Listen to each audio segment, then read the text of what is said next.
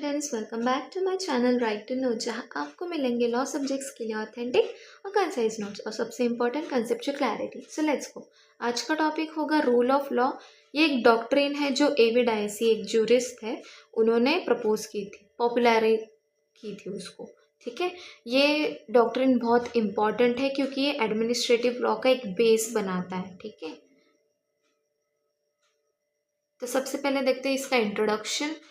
The rule of law is a foundation legal doctrine. ये जो हमारा एडमिनिस्ट्रेटिव लॉ है ना, इसका एक बेसिक जो डॉक्ट्रिन है ये है rule of law.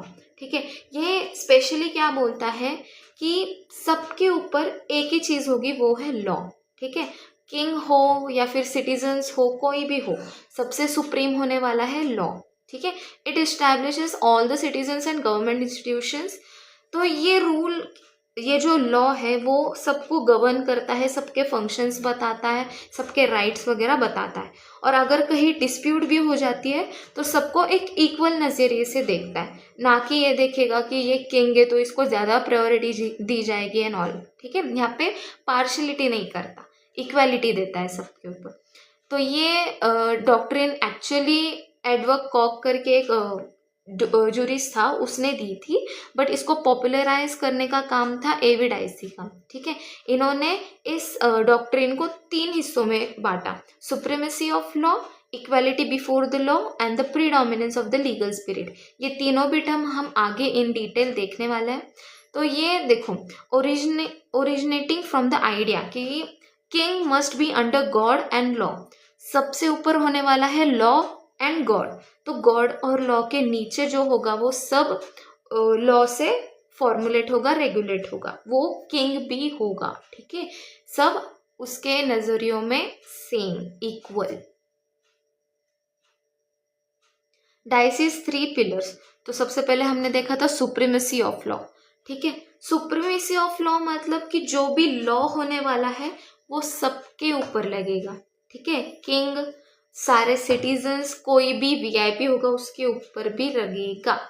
No arbitrary discretion. देखो, ये लॉ एक्चुअली बनाता कौन है? लेजिस्लेचर। ठीक है, और लेजिस्लेचर है गवर्नमेंट का पार्ट।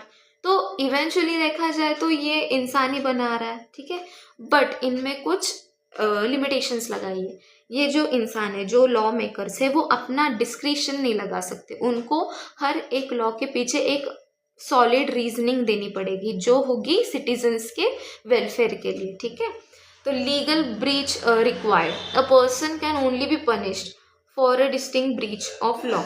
जब भी कोई लॉ ब्रीच होता है तो उसको पनिशमेंट दी जाती है जो भी प्रिस्क्राइब्ड हो by law.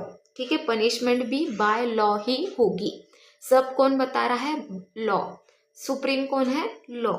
Supremacy of law, control of power. The law sets the boundaries. ठीक है, अगर अब देखो, ये जो गवर्नमेंट है इसके बाउंड्रीज जो सेट किए गए हैं किसमें? कॉन्स्टिट्यूशन में। ठीक है, तो ये जब बाउंड्री ब्रीच हो जाती है गवर्नमेंट की तो हम किसको इंट्रोड्यूस करते हैं? एडमिनिस्ट्रेटिव लॉ को। ठीक है, तो एडमिनिस्ट्रेटिव लॉ से इसका एक कनेक्शन बहुत बहुत ही ज़्यादा है क्योंकि एक फाउंडेशन क्रिएट कर रहा है। ठीक है, क्योंकि एक लॉ को सुप्रीम होना चाहिए, ये एडमिनिस्ट्रेटिव लॉ भी बोलता है। सेकेंड जो पिलर है हमारा वो इक्वालिटी बिफोर द लॉ, यानी कि जो भी कोई है सामने वो लॉ से नीचे होगा, लॉ सबसे ऊपर है। ठीक है, तो अभी देखो, ये सब लोग लॉ के नीचे हैं तो सबके ऊपर लॉ भी इक्वली बाइंड होगा। ठीक है, अभी इसमें प्रिंसिपल्स क्या देख सकते हैं कि equal subjection both ordinary citizen and government officials, ये दोनों भी बाउंड है किससे? लॉ से। ठीक है, अभी देखो सिटीजन्स किससे बाउंड है? जो हमारे ऑर्डिनरी लॉज हैं जैसे बीएनएसएस, कॉन्ट्रैक्ट लॉज, ये सब सिटीजन्स को बाउंड करते हैं। पर गवर्नमेंट को कौन बाउंड कर रहा है? Administrative law, constitutional law. ठीक है, ये सबसे बड़े वाले लॉज हैं। No special privileges. अब देखो, जो भी ये किंग वीआईपीज हैं इनको एक स्पेशल प्रायोरिटी नहीं मिलने वाली यहाँ पे। अगर तुमने लॉ ब्रीच किया है तो आपको पनिशमेंट मिलने वाली है, ये लॉ कहता है। ठीक है, यूनिफॉर्म एप्लीकेशन। अब देखो, एक लॉ लिखा जाता है तो ये प्रेडिक्टेबल हो जाता है कि ये लॉ अगर ब्रीच हुआ तो इसका पनिशमेंट क्या हो सकता है, इसके पीछे की रीजनिंग क्या थी, इसके रिलेटेड कैसे लॉ बन सकते हैं, ये एक प्रेडिक्टेशन हम कर सकते हैं। ठीक है, तो यूनिफॉर्म एप्लीकेशन होगा कि नहीं, लॉ सबके ऊपर इक्वली अप्लाई होने वाला है। ठीक है, जो कि इरिस्पेक्टिव ऑफ क्लास, रिलीजन और रेस। ठीक है, नो डिस्क्रिमिनेशन। अब जो हमारा थर्ड पिलर है, प्रीडोमिनेंस ऑफ लीगल स्पिरिट। अब इसका मतलब क्या, तो लीगल स्पिरिट मतलब कि जो कोर रीजन है, कोर डॉक्ट्रिन, मतलब एक कोर है एक लॉ का, उसको प्रीडोमिनेंस की मतलब उसको प्रिजर्व करके रखना। ठीक है, the third pillar states that the general principle of the constitution, the rights, the liberties of individual are the result of judicial decision.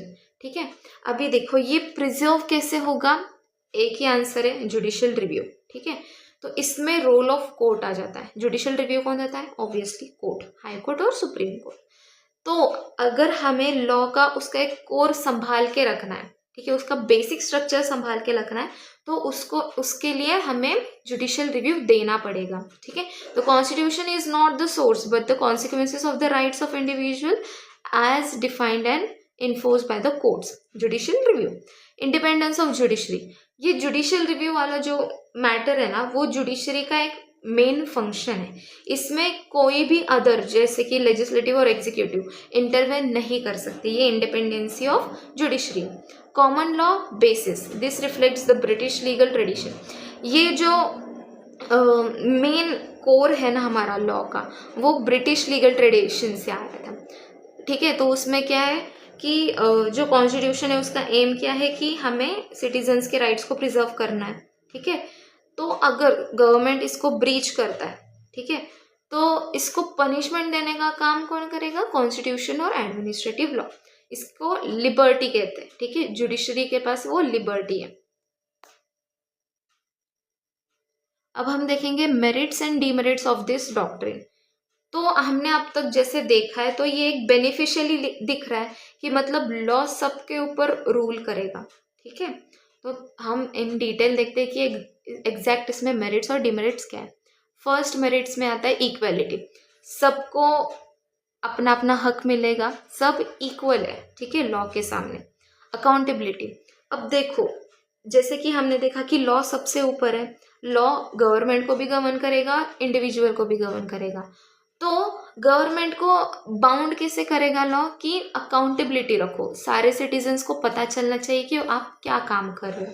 ठीक है, तो ये हमने देखा था कि एडमिनिस्ट्रेटिव लॉ का भी एक फंक्शन है कि वो अकाउंटेबिलिटी को मैनेज करेगा। ठीक है, तो अगला आता है प्रोटेक्शन ऑफ राइट्स।